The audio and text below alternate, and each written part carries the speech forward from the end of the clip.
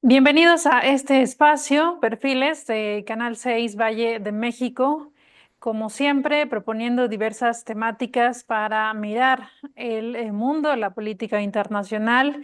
Y hoy agradecemos muchísimo que se encuentre con nosotros una de las personalidades más connotadas en el ámbito del pensamiento sobre la izquierda, sobre la resistencia al neoliberalismo, entre muchas otras temáticas, una destacada figura en América Latina, y hablamos del doctor Claudio Katz, economista, también investigador del Consejo Nacional de Investigaciones Científicas y Tecnológicas de Argentina, quien está con nosotros en esta ocasión.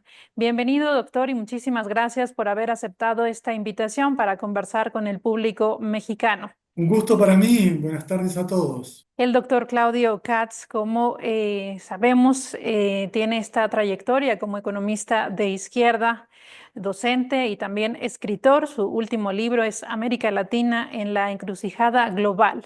Con toda esta trayectoria y su importante papel trabajando con muchísimas organizaciones y movimientos en nuestra América, le hemos invitado y le preguntamos como primera parte de esta charla sobre este ascenso que ha tenido la derecha en América Latina y cuáles considera que son las nuevas disyuntivas que tiene la izquierda precisamente ante el avance de estos grupos de derecha, de extrema derecha en varios casos, y cuáles son los retos que plantea precisamente para la izquierda. Bueno, es indudable que la ultraderecha tiene propósitos muy regresivos para el conjunto de la población de América Latina.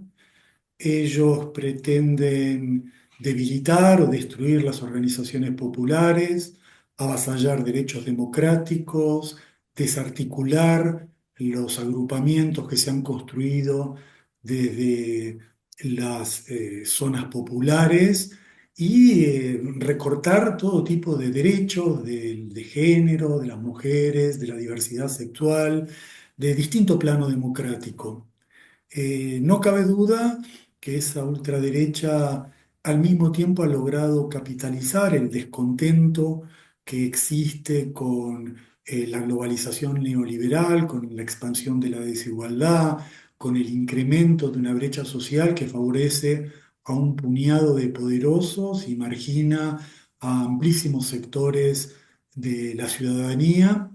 Y diría que la disyuntiva principal, el reto central, el propósito central nuestro es poner un freno a este avance de Trump, Bolsonaro, Meloni, Milei, y para hacerlo debemos desenvolver una acción conjunta, tanto en el plano de la acción directa, de la movilización callejera, de la defensa por nuestros derechos en los lugares de trabajo y en nuestras localidades, como también en el plano electoral, en la confrontación de votos, especialmente en la segunda vuelta, cuando en general se dirime si un presidente ultraderechista llegará o no a la presidencia de un país.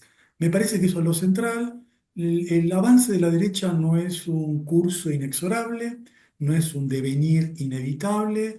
Hay muchos ejemplos donde ha sido frenada, donde ha sido derrotada. Lo fue en Bolivia, no lograron la secesión del país. Lo fue en el ascenso de Lula, cuando Bolsonaro intentó un golpe de Estado que falló. Lo estamos viendo hoy en Venezuela, donde hay una decisión soberana de defender el país contra las agresiones de la ultraderecha, y lo vimos hace poco tiempo en Francia, donde se esperaba un triunfo casi inexorable de Le Pen y apareció y irrumpió la sorpresa de una coalición de izquierda dirigida por Mélenchon, que obtuvo un significativo nivel de votos e impidió que un país tan relevante como Francia se sumara a las naciones que están bajo esta impronta derechista.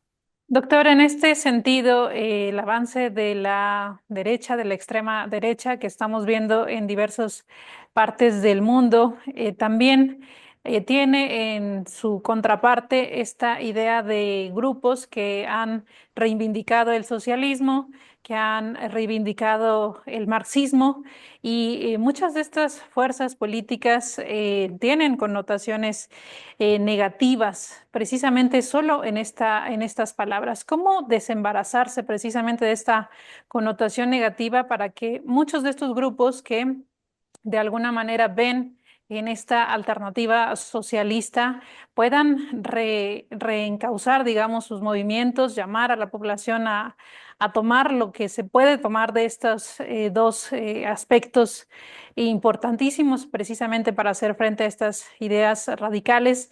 ¿Cómo precisamente desembarazarse de esta connotación política que tienen ambos términos, socialismo y marxismo? Bueno, librando la batalla cultural e ideológica sin ningún titubeo, sin ninguna vergüenza, sin ninguna prevención. Yo creo que una de las razones por las cuales la ultraderecha captura gran parte de la atención y del voto de sectores populares es porque transmiten una modalidad de autenticidad. Dicen en forma descarada, desfachatada lo que piensan, no juegan con las palabras, no calculan qué es lo políticamente oportuno, sino que plantean en forma contundente qué es lo que ellos piensan. Reivindican la desigualdad, reivindican el capitalismo, reivindican la injusticia social, la desigualdad social. Bueno, yo creo que los que somos parte de una tradición de izquierda, comunista, socialista, tenemos que plantear la batalla en los mismos términos. No tener vergüenza de nuestra identidad. No, no. Tenemos que revisar críticamente nuestro pasado, como cualquier corriente política, en aquello que consideremos equivocado o erróneo, pero librar la batalla ideológica en términos frontales y especialmente demostrar que los principales metas, valores que comparte el grueso de la población, la libertad, la democracia, la justicia, la igualdad, son valores de la izquierda.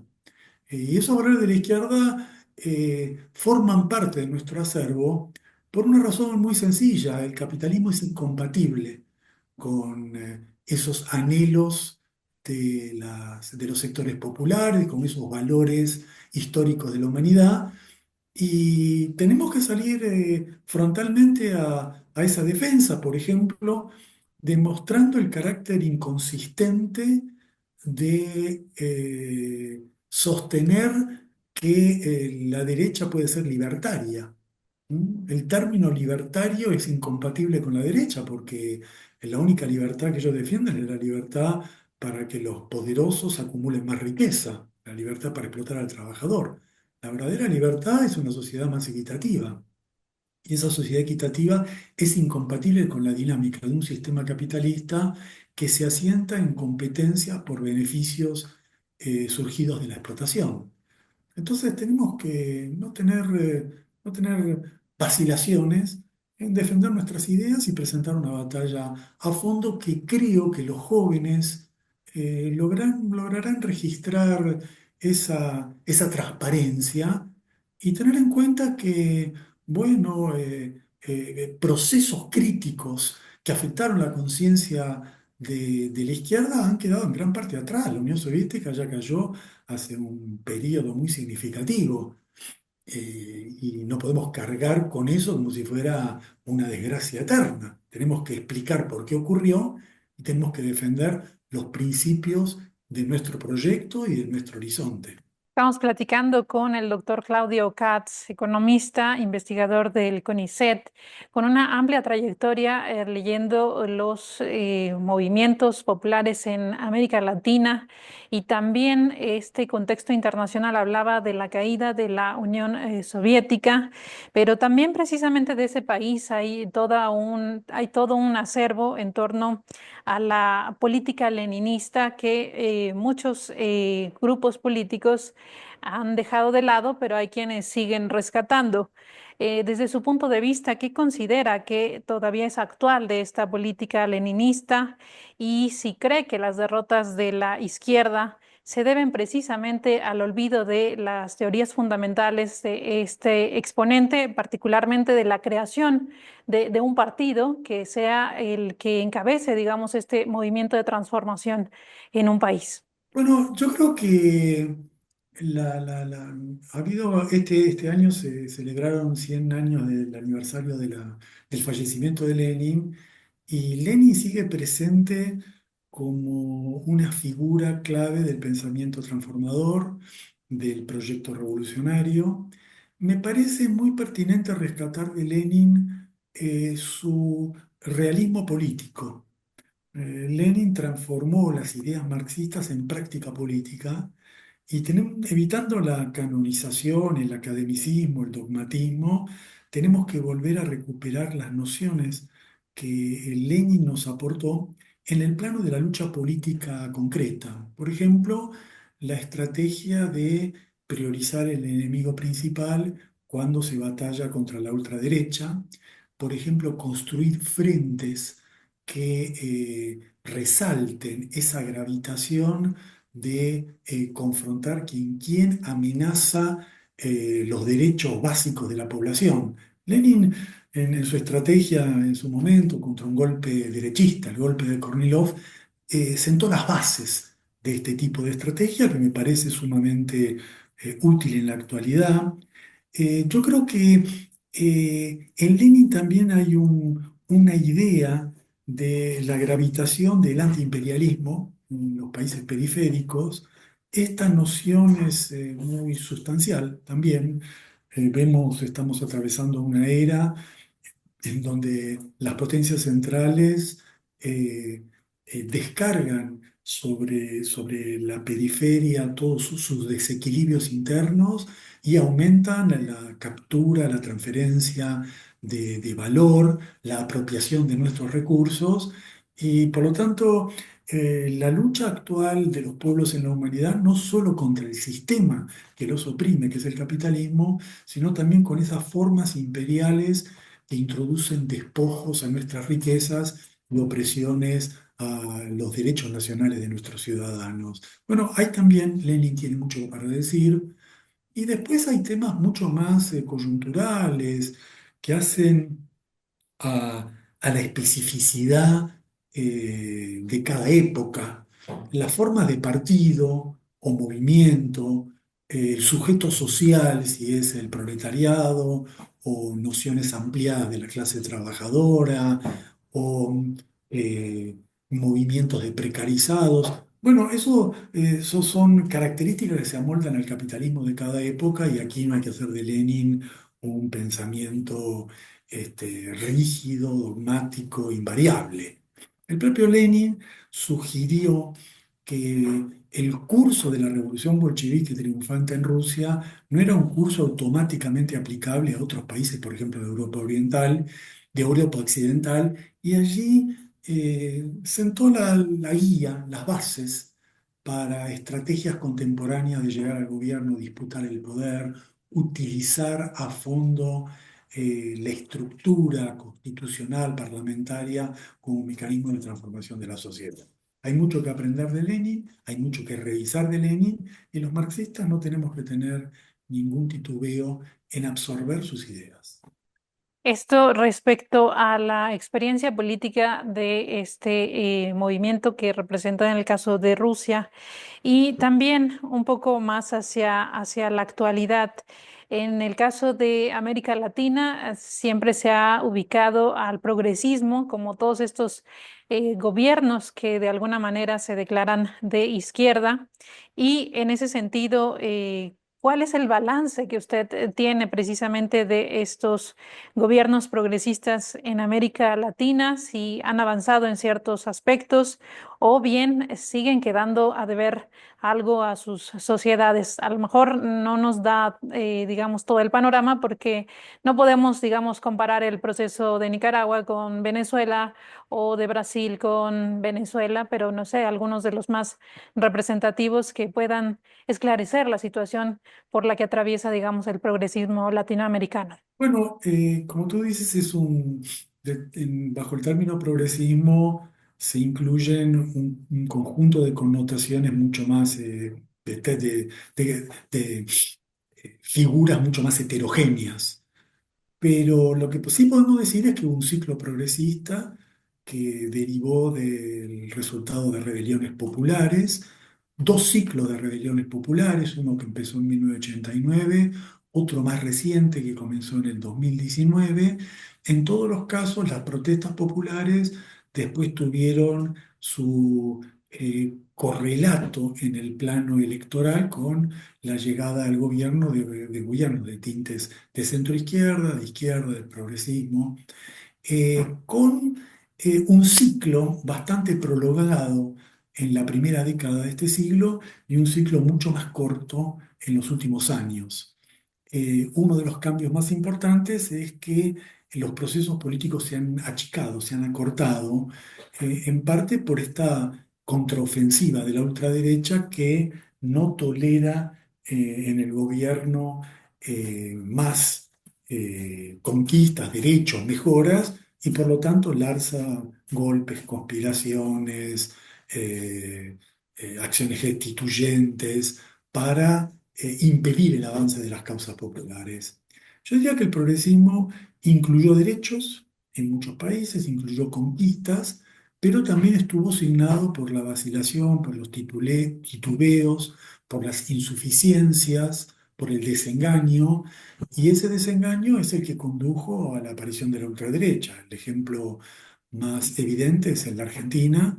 Milei no hubiera existido si Alberto Fernández previamente no hace un gobierno tan negativo, tan reprobado por la población, con tantos incumplimientos de las promesas que lo llevaron al gobierno. Bueno, Milei es una reacción contra ese fracaso y podríamos decir que en cierta medida ese pequeño periodo del gobierno de Castillo en Perú, un gobierno caótico, también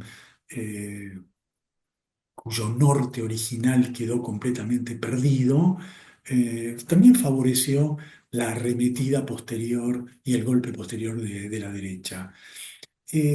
Hoy en día tenemos situaciones distintas. Yo creo que hay un elemento de desengaño y desilusión muy fuerte en Chile, con Boric, donde prácticamente ha reconfirmado los privilegios de los sectores militares y asegurado los beneficios de la minoría de millonarios que controla los recursos del país. Hay expectativas, en cambio, en otros procesos, en Colombia, con Petro, con el proyecto de alcanzar la paz para desde allí avanzar en reformas sociales, con Lula en Brasil, que está muy a medias de lo que él había prometido y eso explica el fuerte resurgimiento del bolsonarismo. En México, donde sí se abre una oportunidad importante con el gobierno de Claudia Sheinbaum, que ha llegado con un caudal electoral muy infrecuente y ahora tendrá que enfrentar la política antimigratoria y proteccionista de Trump como el desafío central. Y otros lugares como Honduras, como Guatemala, donde también hay proyectos progresistas sujetos a fuertes embates de la derecha. En síntesis, la moneda todavía está en el aire, la derecha pugna por recuperar gobiernos, existen batallas centrales que diría que van más allá de el espectro progresista porque se desenvuelven en países claves como Venezuela y Bolivia, donde hay una intención del trumpismo de arremeter, de atacar, de doblegar gobiernos que defienden su soberanía, y por lo tanto en América Latina está todo abierto, y el tiempo dirá quién gana en esta disyuntiva. Doctor Claudio, mucho se ha dicho que en el caso venezolano ha resistido precisamente por esta posibilidad que ha tenido el proyecto bolivariano de movilizar y hacer, digamos, una fuerza popular que sigue sosteniendo el proyecto político en Venezuela.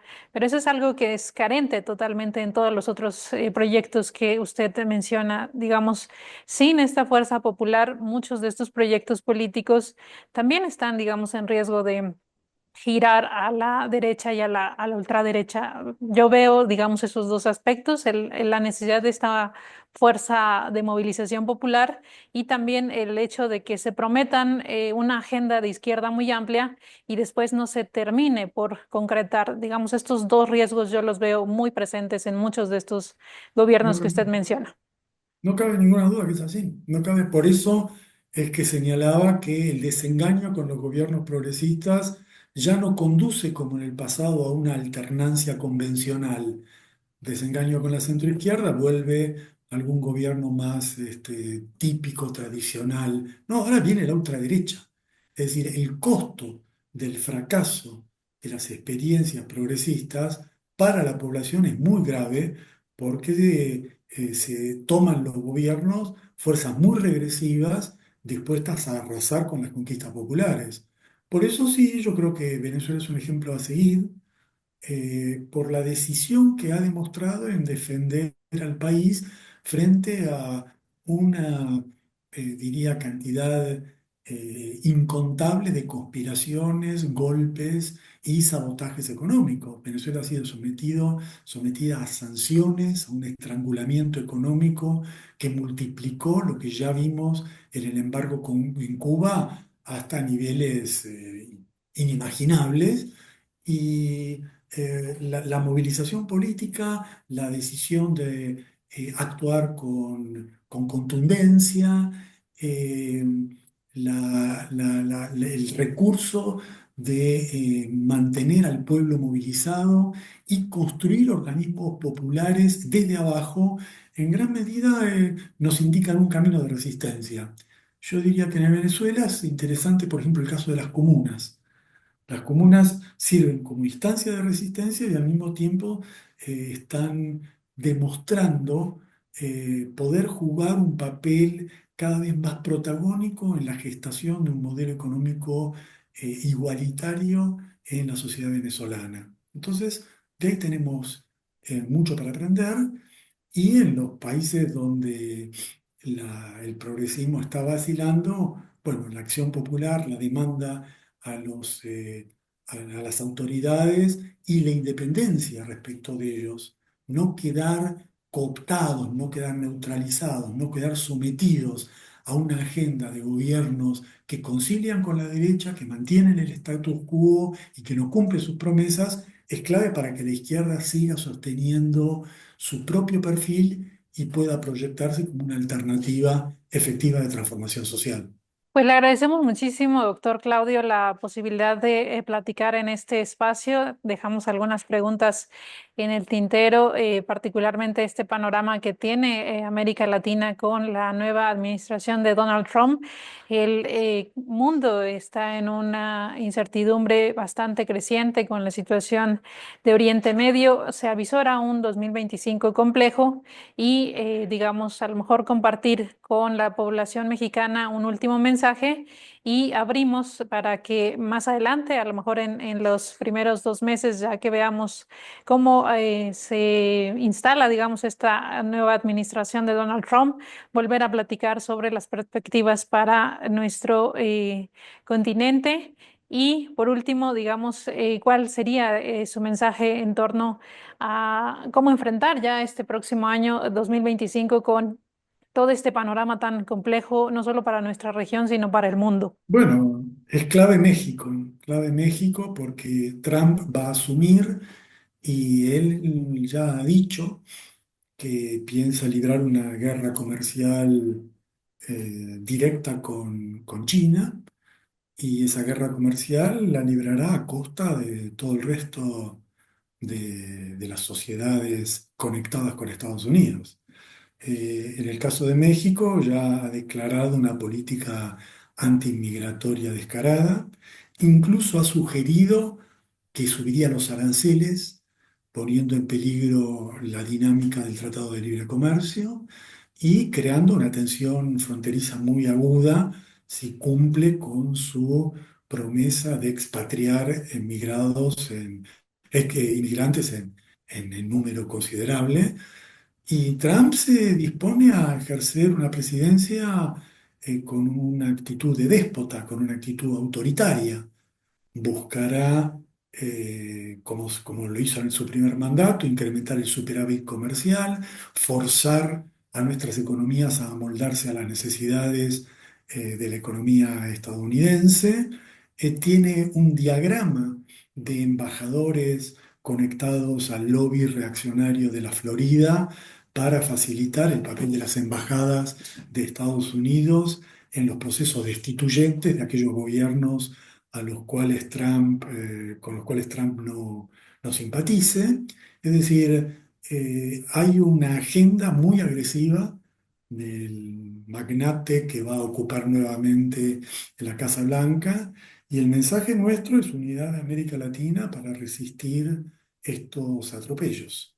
Necesitamos como nunca que nuestras sociedades, nuestros países construyan un proyecto común, una integración común, no solo pensando a largo plazo una dinámica futura de desenvolvimiento compartido de América Latina, sino para enfrentar el peligro inmediato de la agresión imperialista que prepara Trump sobre América Latina.